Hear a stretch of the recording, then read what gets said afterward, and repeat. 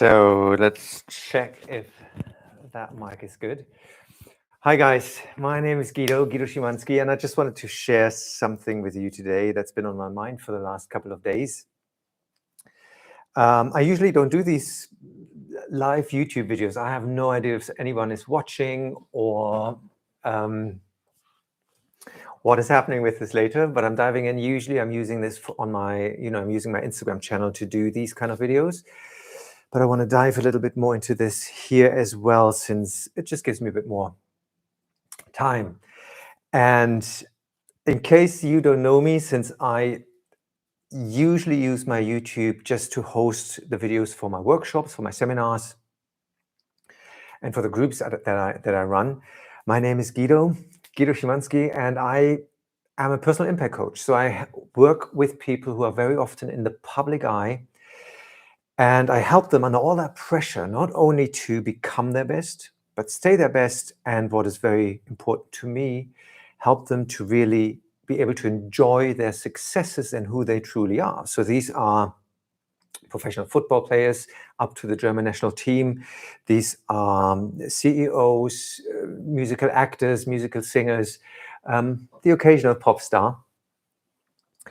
And so I really dive into the mindset of people that sometimes say, I thought I'd be happy now, or people who get to celebrate the most wonderful successes and who just want to expand a little bit more, or who want to reach the new goal, who simply know that somehow they are still sabotaging themselves. So all the work I do is I look for the sabotages in your subconscious mind, in your belief system.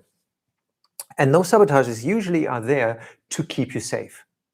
They're there so you're not being hurt, that you're not being laughed at, that you're not being kicked out of your tribe, that your family still loves you. I mean, these are ancient triggers that are running in us. And these sabotages very often either block us from being more successful or to enjoy our successes, which is more common than you might know. And it's interesting when I started this work about 12 years ago, and I told people, hey, this, I help people stop self-sabotaging themselves, or stop sabotaging themselves. It's incredible how many people just go, hey, yeah, I do that. We all do it because that's part of being human. And if you feel you keep running into the same wall over and over again, let it be you date kind of the same person, they're different face, different name, but they're kind of the same person, same guy, same woman. Or if you never break through a financial barrier, or if you always get ill or sick when you head for the next success, these are very often moments where we can look at our own patterns. Let's put it this way. But what I want to talk to you about today is the gremlins. The gremlins is my new favorite word for the last two days. Usually I would call it, he shows up quite a lot. I talk about the monkey on your shoulder, the old fears, the triggers. So you come into a situation where suddenly you probably have to speak in front of a group for the first time, or you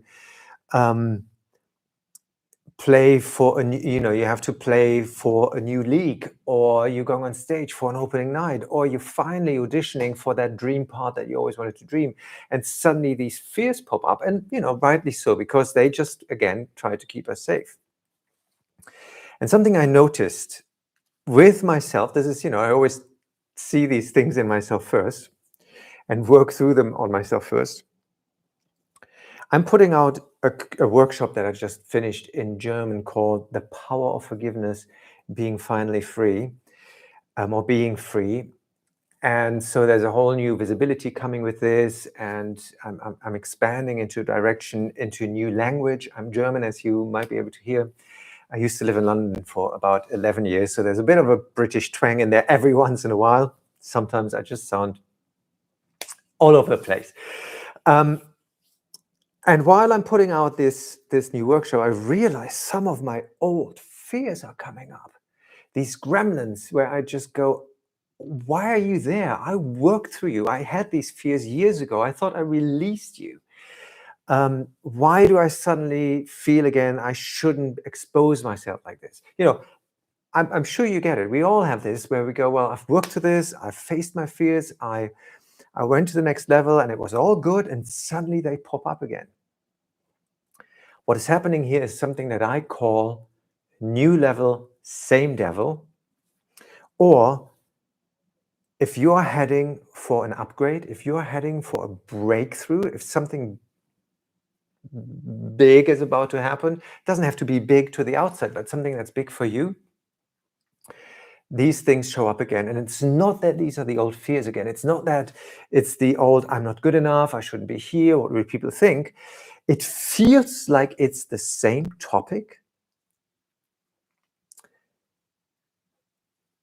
but we're drilling deeper into a different facet of it. So what happens? Usually, let's say we bump along in our lives and we're doing whatever we're doing, and we're building our career, or let's use the example of a professional football player. Let's say this is what you've done all your life. You are finally a professional. You are playing, let's say, for the first league in Germany. That's a very good place. And you get used to this. You get used to the exposure. You get used to being, known, a household name, a pop star. And even though you're in the first league, you're probably not just playing for the national team, or maybe you're not playing for one of the biggest teams, or you would like to play for a new team. So the moment we are happy in our comfort zone and we feel comfortable with where we are, nothing can really trigger us. And then contrast hits. We are beings of contrast: black, white, high, low, good, bad. We need contrast in order to judge situations and what's going on in our world. And so suddenly contrast hits, and we're in a situation and we think, oh, well, actually, I would love to play for the bigger team. I would love to play for the national team. Maybe I would even love to play internationally. I would love to have a advertising contract. And so you are growing, you are starting to put your attention and intention onto the next step, which is very often 1 or 2 steps out of your comfort zone. And you now start expanding. It's the best word I can find for this. You're expanding into this new desire that you have. And every time we set a new intention, 2 things happen. Either the door opens and you just walk there if you have no sabotage mechanisms that believe against that goal. Or you are now being presented with feelings, beliefs, patterns, behaviors that you have that need to be cleared up in order to get to that goal.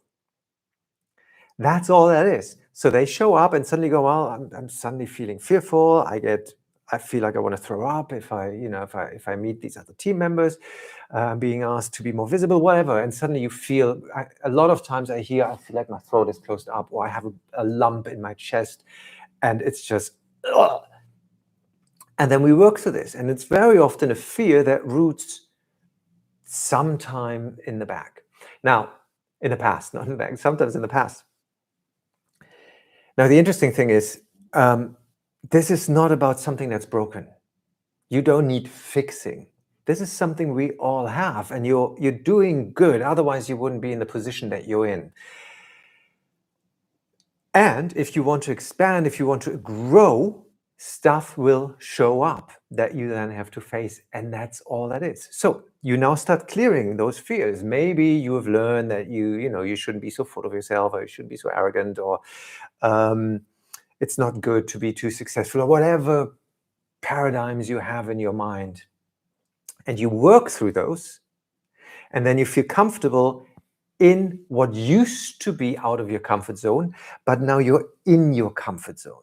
So you expand it and you get comfortable outside of your old comfort zone, and you make that uncomfort zone your new comfort zone. Perfect. Now you settle, it's fine, everything is good. And then contrast hits again. And you think, well, now I'm in this bigger team, but I would love to go to the national team, or I would love to actually expand into internationally, or whatever the goal is, as long as it's further out of your now new perceived comfort zone. So again, new contrast hits. And because you're expanding, he will show up again. It will feel like the same old story, but it wouldn't show up if you wouldn't expand. It wouldn't show up if you wouldn't be up leveling. It wouldn't show up if you wouldn't upgrade to the next level, meaning you're drilling deeper into the same topic. Yes, it feels like the same topic, but it's drilling deeper. That's why I'm saying new level, same devil, and growth doesn't happen, like a spiral outwards or just like one way going up. Growth actually happens from one level to the next level, to the next level, to the next level. This is actually for my course, the 6 Feet Masters. And you grow to the next level, and then you settle. You get comfortable in what used to be uncomfortable. And then you have new contrast hits. You reach for that new contrast, you grow, you expand, your triggers hit again. They feel the same, but they are actually deeper. If you wouldn't want to grow, if you wouldn't state you want to reach a new goal, those triggers would never show. What am I saying with this? Those gremlins showing up are a surefire sign that you are heading for the next breakthrough. I say this again. Those fears, those monkeys, those gremlins showing up are a surefire sign that you are heading for your next breakthrough. If you're now not pulling out, the next upgrade is guaranteed. I've seen this happen over and over again. Now, you can make it easier by diving in and working through those fears so they don't have to show up again. But just knowing this will make it so much easier. For me, I had a wobble a couple of days ago, and I thought, wow, this is really uncomfortable. I haven't felt this in so many years. Why is this showing up again? And then I was in an exchange with a brilliant colleague of mine, and suddenly it just hit me. And it just went, you're going for the next upgrade. Many years ago, there's a perfect story to this. Many years ago, I was invited to be a member of the ATL, which was the Association of Transformational Leaders of Europe. And we were about, I think, 40 members from all across Europe, and we met. And I, quite frankly, at the time, I had no idea how I was lucky enough to land in this group of brilliant people. I was just starting out, and I think it was Marie Diamond who spotted something, and she invited me, and I was part of the group. And the second time we met since I joined, I was asked to speak for them. Now, when I used to be an actor, I used to be a ballet dancer, then I changed into acting, then I changed into singing. I've been on stage most of my life, but I was playing roles. I was playing parts, teaching my own work, sharing with people how you can break through your self-sabotage mechanisms, your traumas, how you can release old fears. That wasn't a script that someone gave me. So I remember the very first time I ever taught something like a workshop was actually in my living room in London for 4 friends.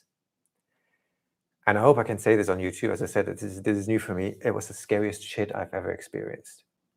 Damn. Day before, I was running around in my flat going, I can't do this. I cannot do this. I don't know what to tell them.